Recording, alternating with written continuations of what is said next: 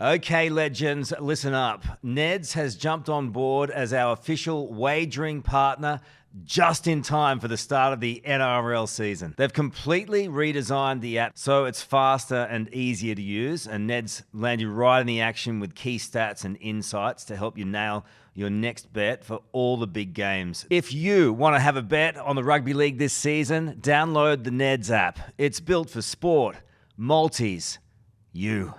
What's gambling really costing you? For free and confidential support, call the number on the screen or visit the website. Hope is a powerful thing. Oh my God. Karl, it's all about hope. And for people to sit back and criticise me over the decades saying that, oh, he offers false hope and, you know, he's too optimistic, that's fucking bullshit. You know, if we didn't have hope, we wouldn't get up in the mornings. You know, if we didn't hope that we were going to be alive the next day, why would you get up if you're going to be, you know, if you think you're going to be killed that day or die that day? So hope is what we live on. It gives us vitality and it gives us energy to move forward and to do things, do different things. So you can't give someone false hope. Hope is hope. How do you marry then hope with medical guidelines and practicalities And reality? Yeah, well, again, it's all about being truthful as well. And, you know, I do agree that doctors can direct the conversation in a direction that they want it to go. Like you can be as gloomy and negative as you can, which then will stop the patient from choosing that option. Or you can be as positive and upbeat as you can. So it is true, but essentially it is incumbent on the doctor to be honest and to be as objective in their information as possible. You must be so aware of your communication as well, because, you know, I liken it to, and this is in a very flippant way, you know, when you go through turbulence and you look at a flight attendant and you gauge how bad it is, you know, as a surgeon, their life is in your hands. Does being just practical make it easier for you? Yeah, I mean, doctors do that. They put up a barrier so that it's all pure objective and pure information and no emotion. And I can understand why doctors do that. I mean, you know, if you lose a little bit of your emotional strength every time you become involved with a patient, then it's going to tear you apart eventually.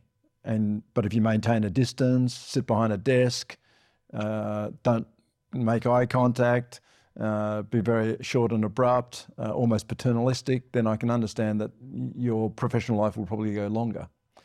And again, that's been a major criticism of me over the years. You know, you get too close to your patients, you have them at your home, you go out to dinner with them.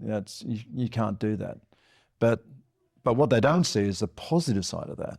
So the negative side is, yes, when they die, it tears you apart. But the positive side is that when they do well, you know what happened? I'll tell you what happened last night. 2:00 in the morning, I get a call from Kelsey. Kelsey's a Californian dude who I operated on about 2 years ago with a terrible cancer, brain cancer. None of the surgeons in California would agree to do it. They all said it was inoperable. Came over, I took it out, get a great result. And then he got recurrence and he's dying. So and I knew he was dying because I spoke to him about a month ago and said, listen, there's nothing else that can be done. He called me last night to say, I just want to tell you how much I appreciate what you've done for me, how I love you dearly as a brother. I'm going to probably die tomorrow. So yeah, he's probably going to die. He might be dead now. And he called me on his deathbed to thank me.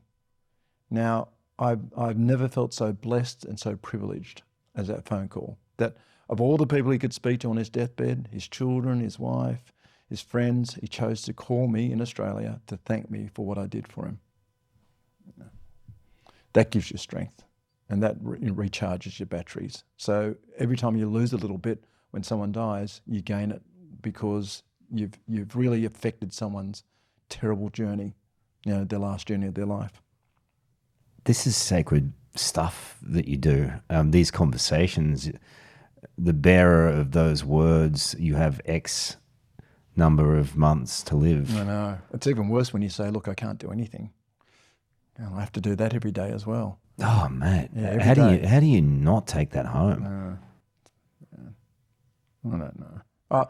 Look, you do take it home because it does affect me. But thankfully, if you have a balanced life and there are other facets to your life that you can cling on to when, the emotional torment of someone dying or a patient dying is tearing you down. Something else will pick you up.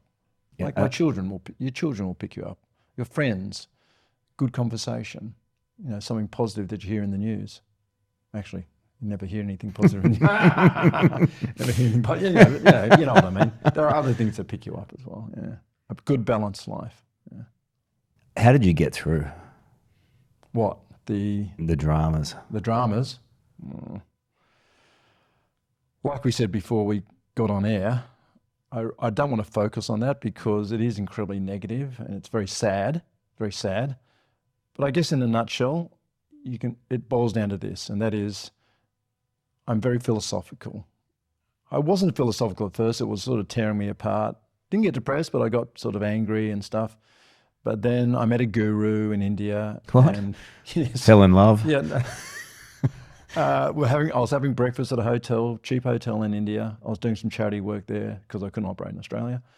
And this guy sensed that there was something wrong. So he came and said to me, "There's something wrong." I go, "No, I'm fine." He goes, "No, there's something wrong. Talk to me." And he turned out to be a guru.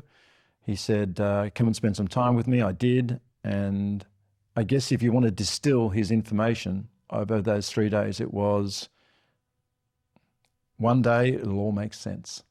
And it was a great philosophy because, it's true. If you're a good person, if you've taken the high road, if you treat your patients well, if you know that everything they've thrown at you is false and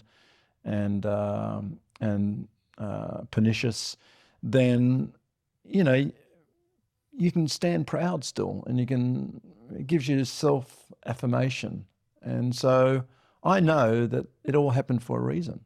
And as it turned out, it did. My life is now richer and fuller than it was before that drama. And so I don't want to say this because it sounds like I'm big noting myself, but cream will always rise to the top. And I guess if you're good at what you do and you're doing it for the right reasons, then everything will work out. I'm not diving too much into that. It is what it is. It's there for people to to have a look at. But before we move on with the positive stuff, because there's a lot, what's the hardest thing if someone Googles Charlie Teo for you to take? It's the money thing, because no one has said I'm a bad surgeon. Okay, so even my greatest critics have said he's a talented surgeon. So no one's disputing that. The tribunal found me guilty of 2 acts of professional misconduct. One of them was being too optimistic with my consent process, and the other was giving contrary second opinions when a multidisciplinary team had said a tumour was inoperable. I should have called it inoperable. And so those 2 things don't bother me at all, because I know that I'm very honest with my consent process. Fellows from America have said to me, "We've learned a lot of neurosurgery, but the thing we've learned most is the way you're very honest with your consent process." So that didn't hurt me as much as all the rhetoric and all the accusations about doing it for money. Well, sadly, I know why they're saying it, because a lot of doctors do things for money and money drives them. But money has never driven me. I mean, I've never said this publicly, but as a full-time busy neurosurgeon in Australia, more than a third of my patients, I never charged them. I never said it because I didn't want the people who I charged to feel bad about paying. But, pensioners, I never charged them, fellow doctors, nurses, police officers, I just didn't charge those people. And money's never meant anything to me. I mean, look at my surroundings. I live in a very simple house. I don't drive a fancy car, ride a motorbike, don't dress in fancy clothes, always travel economy, never in business class. I don't have a boat, I don't have anything. I don't have a European car. I mean, money has never meant anything to me. A couple of disturbing things there that I need to pull you up on. Chiefly, you fly economy. I know, yeah. And I told someone that I drive a Nissan Qashqai, and they laughed thinking I was telling a joke. But that's all I have. I have a second-hand Nissan Qashqai. I have an MT-07 motor.